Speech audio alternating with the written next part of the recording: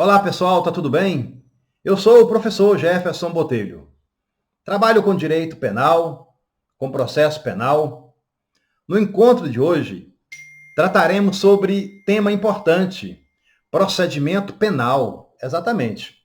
Só que o procedimento penal hoje não será o comum, será o procedimento especial. Nós sabemos que o Código de Processo Penal, ele tem previsão do procedimento comum e do procedimento especial.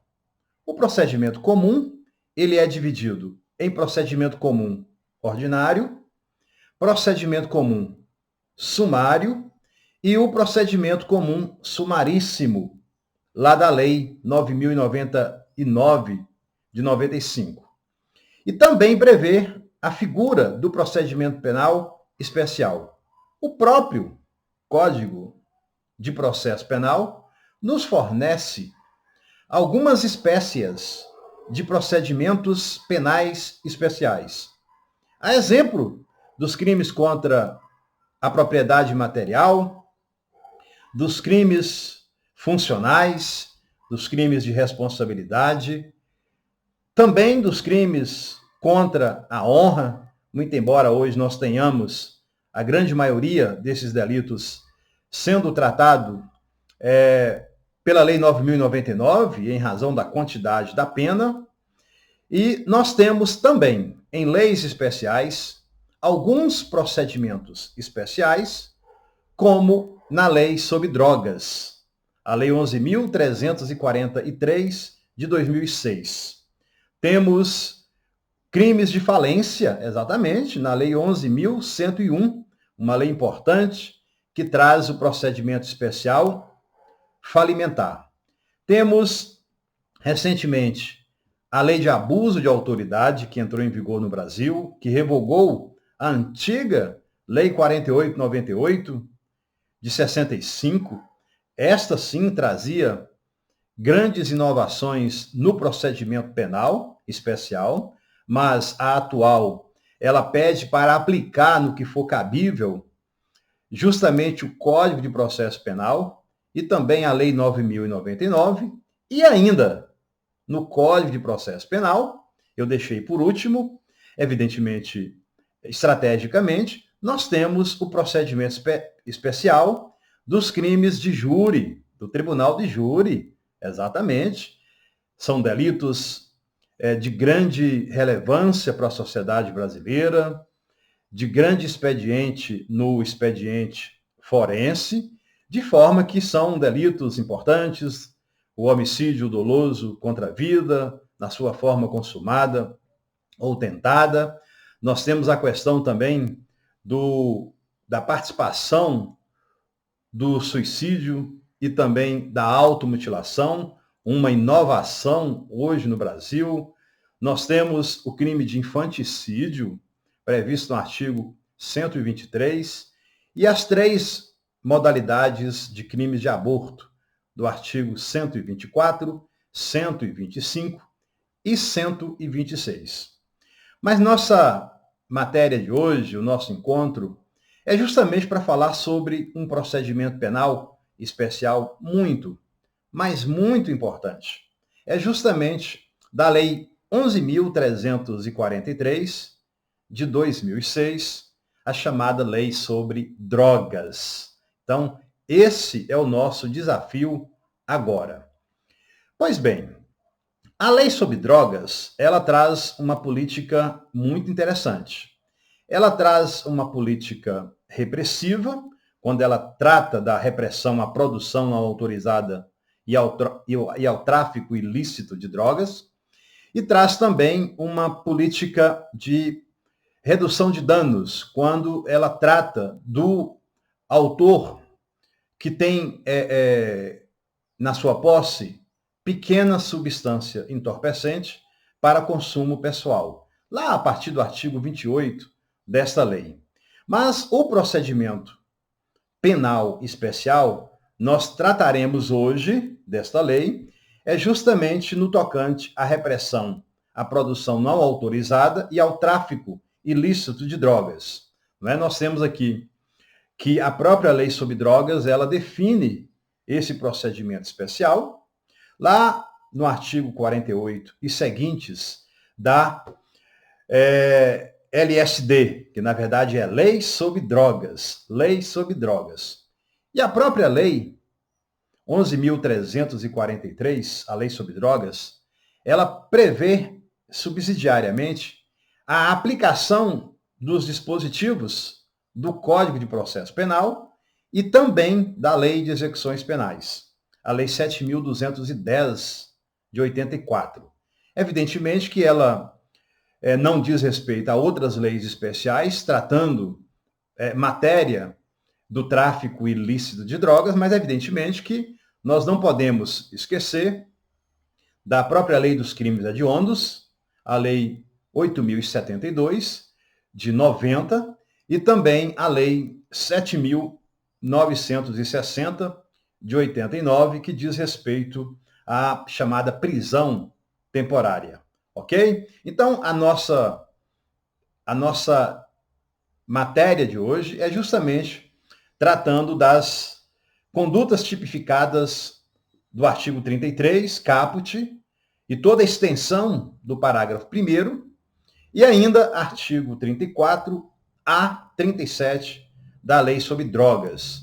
Então, é justamente essa questão desses delitos elencados no artigo 33, no 34, no 35, no 36 e no 37, é que nós vamos aplicar esse procedimento especial previsto na Lei sobre Drogas. Evidentemente que a própria Lei sobre Drogas, neste capítulo que nós estamos enfrentando hoje, ela prevê o emprego dos instrumentos protetivos de colaboradores e de testemunhas prevista na Lei de Proteção de Testemunha, a Lei 9.807, de 13 de julho de 99. Então, esse é o nosso desafio.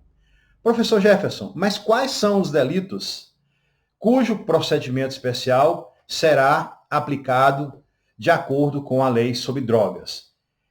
Justamente os delitos de tráfico ilícito de drogas, previsto no artigo 33, e aí nós temos uma gama de condutas equiparadas a esse tipo de comportamento criminoso. Temos o artigo 34, que é a fabricação de maquinário, de aparelho destinado à produção de drogas. O artigo 35, muito importante, que trata da associação ao tráfico ilícito de drogas e de maquinário destinado à produção de drogas.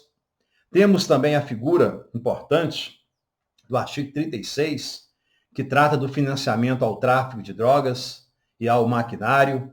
É um dispositivo que durante muito tempo já vem sendo aplicado lá na lei argentina, na lei 23.737 de 89 da Argentina. Né? Então, uma conduta importante que praticamente o Brasil importou aqui para o nosso solo. Pois bem, o artigo 36 já disse, trata do financiamento, uma conduta importante, né? Principalmente para tratar do enfrentamento a esse modelo repressivo que o Brasil adotou no tocante ao traficante de drogas.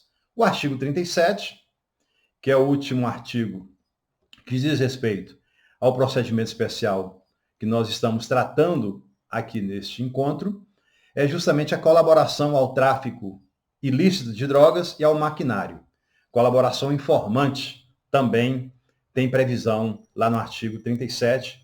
Todos eles têm pena acima de 2 anos, né? Conduta altamente repressiva, altamente censurável e realmente recebe o tratamento especial aqui na Lei 11.343. Existem mais 2 artigos que eu coloco aqui em destaque, que é o artigo 38 e o artigo 39. O 38 trata-se da prescrição ou ministração culposa de drogas, evidentemente por especialistas que trabalham nessa matéria, de prescrever, de ministrar medicamento. E nós temos o artigo 39, que é a condução de embarcação ou aeronave após o consumo de drogas. Evidentemente que a lei de trânsito não tratou deste tema. tratou, em verdade, é a lei sobre drogas. Considerando a pena para esses dois delitos em destaque, não ser superior a 2 anos de reclusão ou de prisão, como queiram, evidentemente que aqui o procedimento aplicado será da Lei 9.099. Seria aí um procedimento comum, sumaríssimo, mas evidentemente que a própria Lei 11.343, ela tem um tratamento especial também para esse enfrentamento nesse tipo de delito. Então, nós temos esses delitos que nós vamos falar sobre hoje. Vamos falar sobre o procedimento especial, o procedimento penal a ser adotado para se chegar a um processo devido aqui no Brasil. Eu fiz questão de colocar também algumas disposições especiais sobre o tráfico ilícito de drogas, a começar pela Constituição, que lá no artigo 5º, inciso 43, diz textualmente que a lei considerará crimes inafiançáveis e insuscetíveis de graça ou anistia a prática de tortura, o tráfico ilícito de entorpecentes e drogas afins, o terrorismo e os definidos como crimes hediondos, por eles respondendo os mandantes, os executores e os que, podendo evitá-los, se omitirem. Então, é uma disposição lá no direito fundamental. Nós temos também a Lei dos Crimes Hediondos, a Lei 8.072, a Lei de 90. O artigo 2º desta lei especial diz que os crimes hediondos, a prática de tortura, o tráfico ilícito de entorpecentes e drogas afins e o terrorismo são insuscetíveis. Aí vem de anistia, de graça, de indulto, de fiança.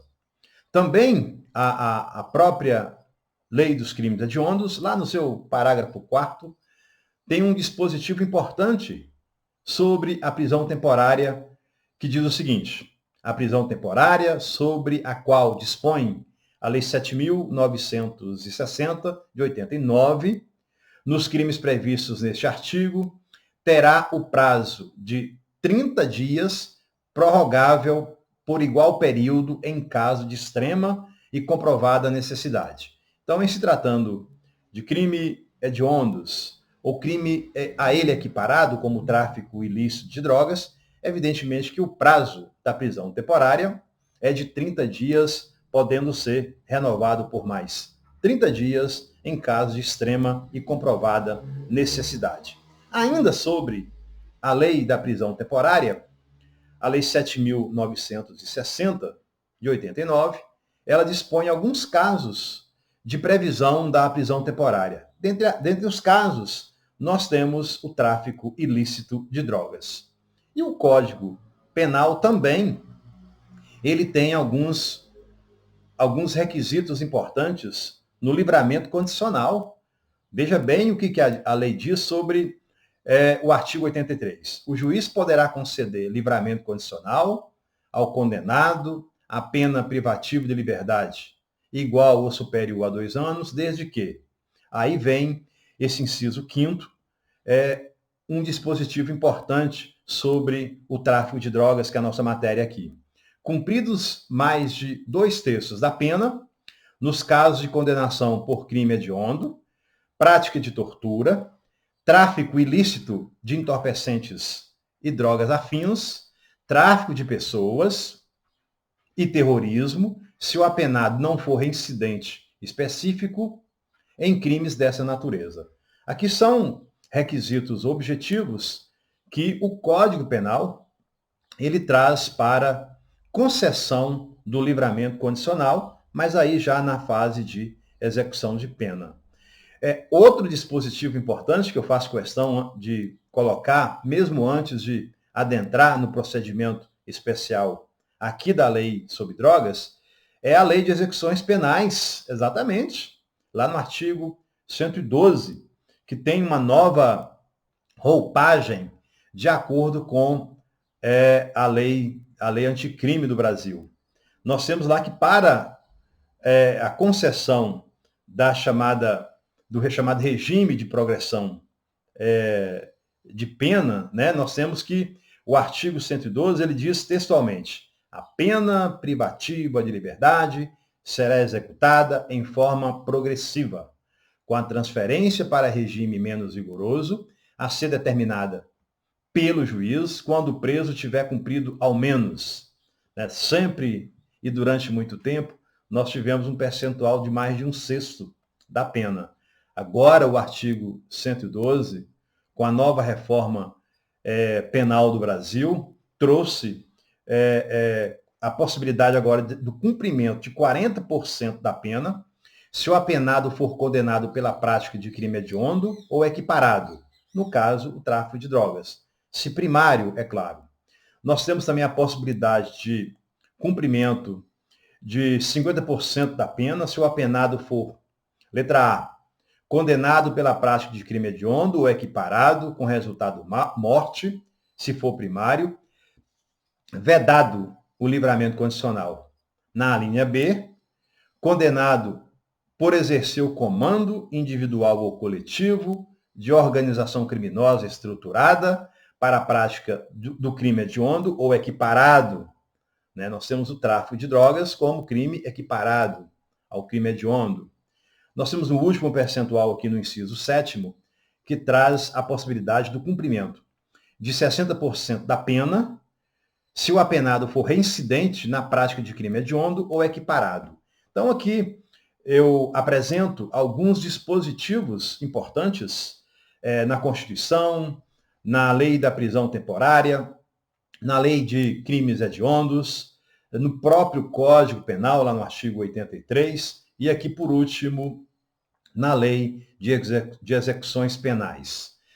Nós temos ainda, atinente à Lei sobre Drogas, um procedimento para as condutas previstas no artigo 28, né, que é a aplicação da Lei 9.099, evidentemente, salvo se houver concurso de crimes, né, com aqueles previstos no artigo 33 a 37 da Lei sobre Drogas. Então, esse procedimento aqui é um procedimento especial também da Lei 9.099, que a lei penal ou a lei processual, o Código de Processo Penal, trata de procedimento comum sumaríssimo no seu bojo. Então, esse é alguma coisa que nós precisávamos falar antes de adentrarmos na matéria que foi proposta para hoje. Então, vamos falar um pouco sobre a investigação. A começar da investigação. Bom, o prazo da prisão em flagrante. Nós temos que a prisão em flagrante ela tem prazo, ela tem alguns dispositivos previstos na Constituição, né? E a própria lei sobre drogas, ela traz a imediata comunicação ao juiz e mais cópia do APF ou APFD em 24 horas ao Ministério Público. Então, houve a prisão em flagrante por tráfico de drogas e as condutas a ele equiparadas, tratadas neste procedimento especial da Lei 11.343, nós temos que, na prisão em flagrante, a própria lei sobre drogas, o artigo 50, determina essa comunicação imediata, mas isso já é um direito fundamental do preso, previsto lá no artigo 5º da própria Constituição, além também do artigo 306 do Código de Processo Penal conter dispositivos imperativos nesse sentido. Pois bem, ainda no auto de prisão em flagrante de delito, nós temos o laudo de constatação, que vai constatar a materialidade, a natureza e quantidade da droga.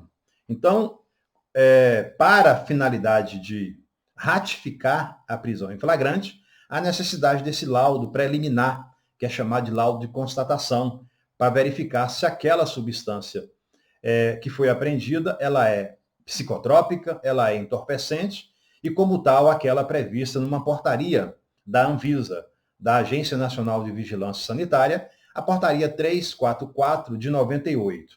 Esse laudo, ele é firmado por perito oficial ou, na falta dele, né, evidentemente por pessoa idônea. É a previsão da lei sobre drogas. O perito que subscreve o laudo de constatação não fica impedido de assinar o laudo definitivo. Nós temos o laudo de constatação, que é aquele laudo preliminar, e temos um laudo definitivo que vai constar realmente a presença do princípio alucinógeno naquela substância que foi apreendida pelo suspeito, pelo autor, e tanto isso é verdade que a própria Anvisa prevê isso como substância entorpecente. Bom, recebida a cópia do auto de prisão em flagrante, o juiz, no prazo de 10 dias, certificará a regularidade formal do laudo de constatação e determinará a destruição das drogas apreendidas, guardando-se a amostra necessária à realização do laudo definitivo. Evidentemente que é uma medida até preventiva, para não deixar uma grande quantidade de substância entorpecente armazenada, né, nas unidades policiais do Brasil ou mesmo no fórum. Bom, destruição das drogas será executada pelo delegado de polícia competente no prazo de 15 dias, na presença do Ministério Público e da autoridade sanitária, demonstrando aqui uma transparência, uma publicidade do serviço público como deve ser, transparente e público, né? Às vistas do povo, até mesmo para aferir a legalidade do agente público. É importante, tem que ter um laudo também de destruição, o perito acompanha para e passo, lavrando o respectivo laudo de destruição desta substância entorpecente. Bom, tem um outro dispositivo da lei sobre drogas no tocante à destruição das drogas, que é a destruição das drogas apreendidas sem ocorrência do APF será feita por incineração, no prazo máximo de 30 dias contados da data da apreensão, guardando-se a amostra necessária à realização do laudo definitivo. Então, aqui apreendeu a substância, é feito um laudo de constatação, que é um laudo preliminar, o juiz autoriza a destruição dessa droga, tem prazo para destruição tanto no auto de prisão em flagrante, quando não houver esse APF-D. E aí, na presença do Ministério Público, também da autoridade sanitária competente, muito importante. Um outro traço importante sobre o procedimento especial, ainda na fase investigativa, na fase pré-processual, é aquele que dá conta que o inquérito policial será concluído no prazo de 30 dias, se o indiciado estiver solto, ou melhor, se estiver preso, importante, se estiver preso, e de 90 dias se estiver solto. Então, o inquérito policial, destinado a investigar esse tipo de delito, tem prazo de 30 dias, se o investigado estiver preso, e de 90 dias quando estiver solto. Evidentemente que esses prazos, eles podem ser duplicados pelo juiz, evidentemente ouvindo o Ministério Público, à vista de um pedido justificado da autoridade de polícia judiciária. Bom, e aqui nós começamos a trabalhar ainda nessa questão da investigação. Encerrado o prazo do inquérito policial, o delegado de polícia, né, que é a autoridade de polícia judiciária, ele vai remeter os autos ao juízo competente. E aqui nós temos, pelo menos, algumas disposições importantes. Ele vai fazer um relato sumário de todas as circunstâncias verificadas durante a investigação no inquérito policial. Ele vai justificar as razões que levaram à classificação do delito, se foi tráfico, se foi posse para uso pessoal. Ele vai indicar a quantidade e a natureza da substância, do produto apreendido, o local e as condições em que se desenvolveu a ação criminosa, as circunstâncias da prisão, a conduta, a qualificação, os antecedentes do agente. Ou vai também requerer sua devolução para a realização de diligências necessárias. Bom, nós temos aqui agora mais dois temas importantes, que a remessa dos autos far-se-á sem prejuízo de diligências complementares, necessárias ou úteis à plena elucidação do fato, cujo resultado deverá ser encaminhado ao juízo competente até 3 dias antes da audiência de instrução e julgamento. Também fará necessário que a autoridade policial faça a indicação dos bens, direitos e valores de que seja titular o agente ou que figurem em seu nome, cujo resultado deverá ser encaminhado ao juízo competente até 3 dias antes da audiência de instrução e julgamento. Então, aqui são algumas determinações cogentes voltadas à autoridade de polícia judiciária quando houver necessidade de realização de diligências necessárias à completa elucidação dos fatos. Bom, ainda sobre os meios de obtenção de provas, nós temos que a lei sobre drogas tem uma previsão interessante. Nós temos que qualquer fase da persecução criminal relativa aos crimes previstos na LSD, lei sobre drogas, são permitidos, além dos previstos em lei, mediante autorização judicial e ouvido o Ministério Público, os seguintes procedimentos investigatórios: a infiltração por agentes de polícia em tarefas de investigação, constituída pelos órgãos especializados pertinentes, muito importante, muito delicado esse tipo também de produção de provas. E nós temos uma outra agora também muito importante, a não atuação policial sobre os portadores de drogas, seus precursores químicos ou outros produtos utilizados na sua produção, que se encontrem no território brasileiro, com a finalidade de identificar e responsabilizar maior número de integrantes de operações de tráfico e distribuição, sem prejuízo da ação penal cabível.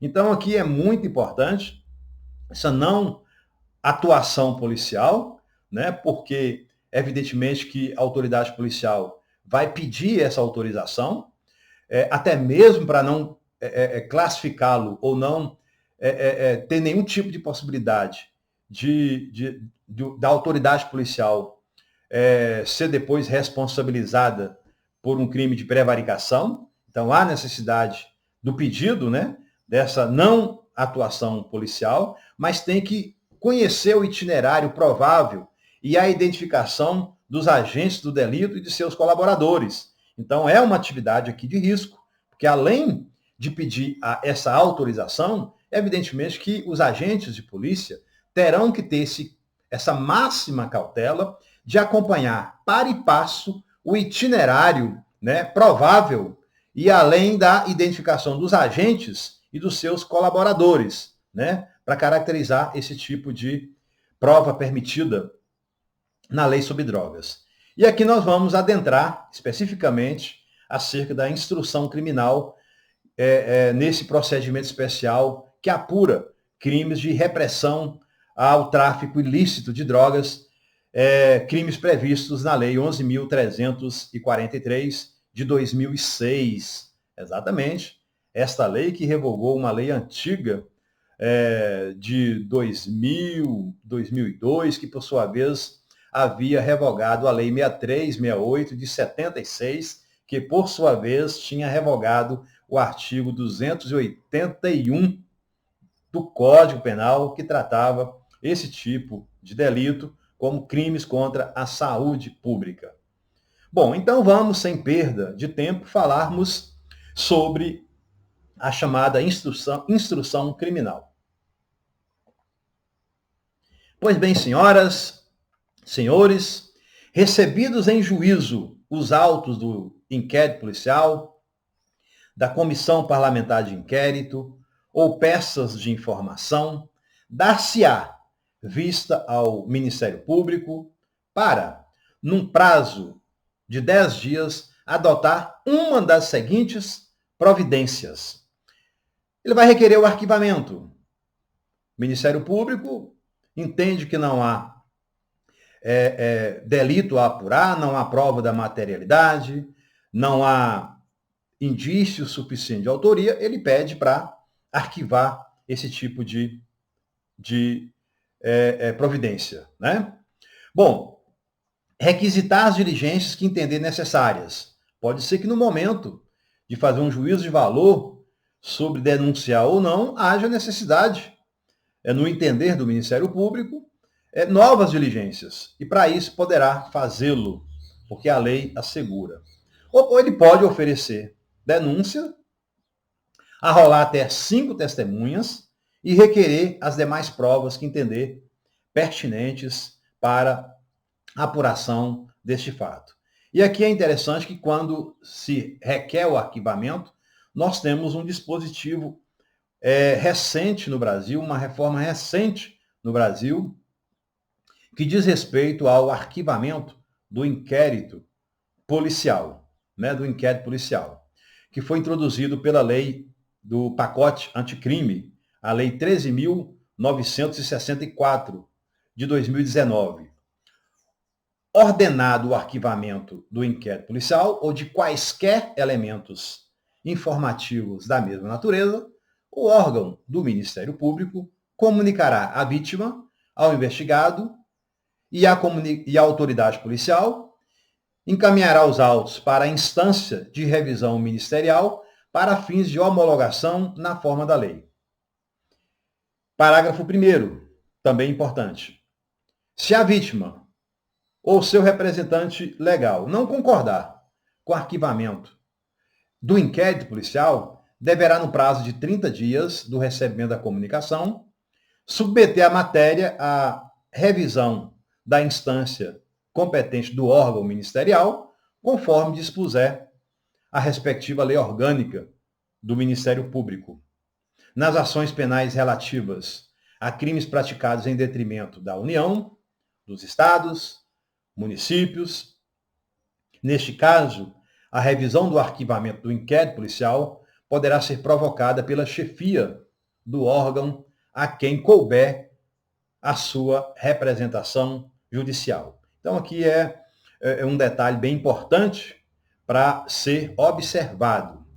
Pois bem, oferecida a denúncia, o juiz ordenará a notificação do acusado para oferecer defesa prévia por escrito no prazo de 10 dias. Muito importante.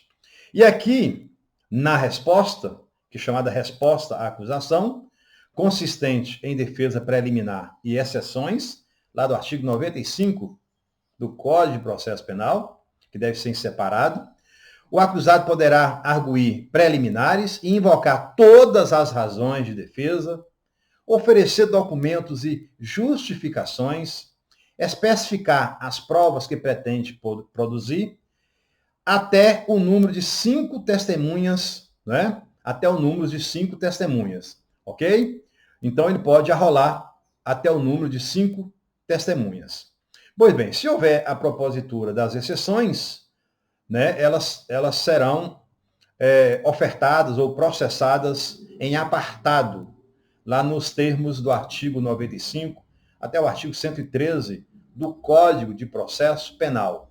E essas aí são as exceções. A exceção de suspeição, incompetência de juízo, a chamada litispendência, ilegitimidade de parte e a coisa julgada. São as exceções previstas no artigo 95 do Código de Processo Penal. Bom, e aqui nós temos um outro caminho importante. Se a resposta não for apresentada no prazo, o juiz nomeará defensor para oferecê-la em 10 dias, concedendo-lhe vista dos autos no ato da nomeação. Bom, aqui é porque, na verdade, essa peça escrita ela é obrigatória.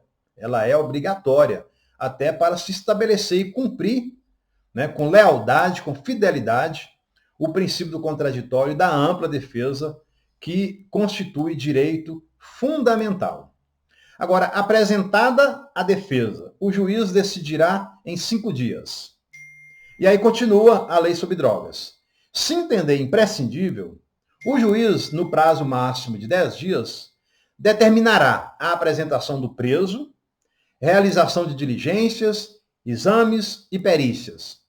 Bom, vamos caminhar com esse procedimento, com esse rito, né, com esse passo estabelecido pela lei processual, que é chamado de procedimento, né, que é um caminho a ser percorrido.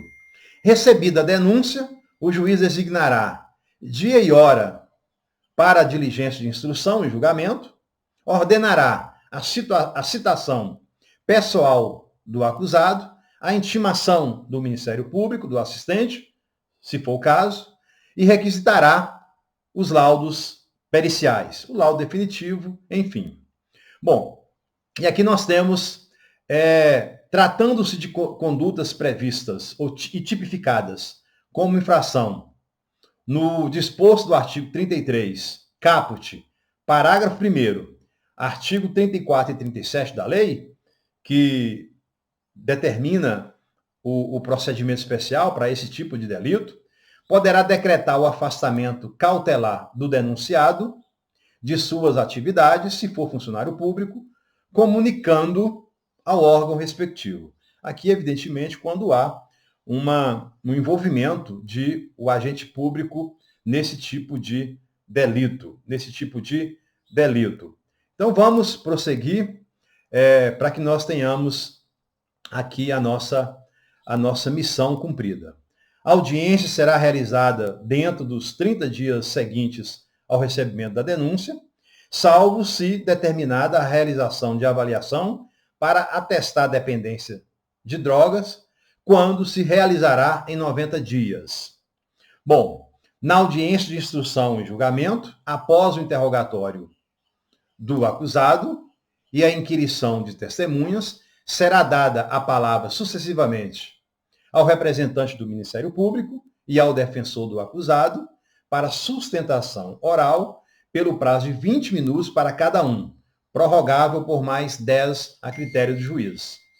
Bom, neste caso específico, muito embora a lei sobre drogas tenha dito que logo após o interrogatório vai haver a inquirição de testemunhas, nós temos aí o julgamento do STF em sede HC, lá do Amazonas, desde 2016, onde determina que o interrogatório é o último ato da instrução criminal. Muito embora a lei sobre drogas tenha essa previsão de um interrogatório antecipado, desde 2006, no Brasil, está consolidado através de uma posição da Suprema Corte que o interrogatório do acusado ou do réu é o último ato para a chamada instrução criminal, né? Para a audiência de instrução criminal. Evidentemente que não só a lei sobre drogas tem essa previsão, mas a própria lei dos crimes eleitorais, a própria lei 4.737 de 65, a lei, o Código Eleitoral também tem essa previsão. Evidentemente que não tem aplicabilidade em razão da decisão desse HC. Pois bem, encerrados os debates, o juiz vai proferir a sentença de imediato ou o fará em 10 dias, ordenando que os autos possam lhe ser conclusos. Né? Então, assim, evidentemente que é um procedimento muito importante no Brasil,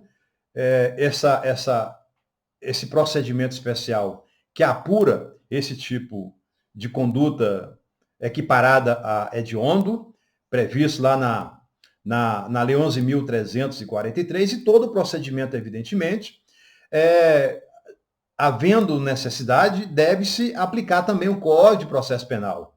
E também outras decisões dos nossos tribunais superiores, como essa decisão do HC, tornando obrigatório o interrogatório do acusado como último ato a ser seguido durante a instrução criminal. Nós temos também, logo após o recebimento da resposta do acusado, a possibilidade da absolvição sumária, que a lei sobre drogas não prevê, mas parte da doutrina já entende por esse cabimento. Né? Nós temos os casos de absolvição sumária no Código de Processo Penal brasileiro, que, em sendo o caso aqui, também no procedimento especial sobre drogas, o juiz deverá aplicar. Bom, aqui nós temos um outro dispositivo importante que tem causado grande celeuma na doutrina brasileira, é no tocante dos crimes previstos no artigo 33, caput, parágrafo 1º, e artigo 37, 34 a 37, da Lei 11.343, de 2006, a Lei sobre Drogas. O réu não poderá apelar sem recolher-se à prisão, salvo se for primário e de bons antecedentes, assim reconhecido na sentença condenatória. É uma situação hoje que a gente percebe uma grande discussão no Brasil em razão da presunção de inocência, mas é um procedimento que está previsto na lei sobre drogas. Então aqui nós temos alguma produção jurídica acerca do tráfico e uso ilícitos de drogas no Brasil. São 2 obras hoje publicadas no Brasil, especificamente na política de enfrentamento ao próprio combate, né, nas 3 políticas preventiva, repressiva e terapêutica, tratando aí das principais substâncias entorpecentes no Brasil. De forma que é um grande prazer, mais uma vez, estar trabalhando com os senhores nesta matéria tão importante, que é o procedimento especial que visa apurar os crimes de tráfico de drogas, lá do artigo 33, que é o chamado tráfico ilícito de drogas, o artigo 34, que é o tráfico de maquinário, de aparelho, o artigo 35, que diz respeito à associação para o tráfico de drogas, o artigo 36, que diz respeito ao financiamento de drogas, e o artigo 37, que diz respeito ao informante, ao colaborador para esse tipo de substância entorpecente, para esse tipo de delito. Então, assim, uma matéria importante que eu gostaria de compartilhar com os senhores. Evidentemente que não se trata de uma explicação exauriente, dado a riqueza e a profundidade de toda a matéria, mas pelo menos tentamos lançar luzes sobre esse túnel tão obscuro que são os crimes de tráfico de drogas. Então, eu gostaria, mais uma vez, agradecer a participação de todos, em especial, colegas do 7º período do curso de Direito da Faculdade Alfa Unipac, da minha querida Teófilo Otoni, Vale do Mucuri, em Minas Gerais. Gostaria de mandar um abraço aos professores, aos servidores administrativos dessa instituição, agradecer a todos de Minas Gerais, do Brasil afora, agradecer colegas da cidade de Vila Velha, a que tenho um grande apreço, também da cidade de Contagem, onde eu tive o prazer de trabalhar, e na chamada Belo Horizonte. Muito obrigado pela oportunidade e até a próxima ocasião.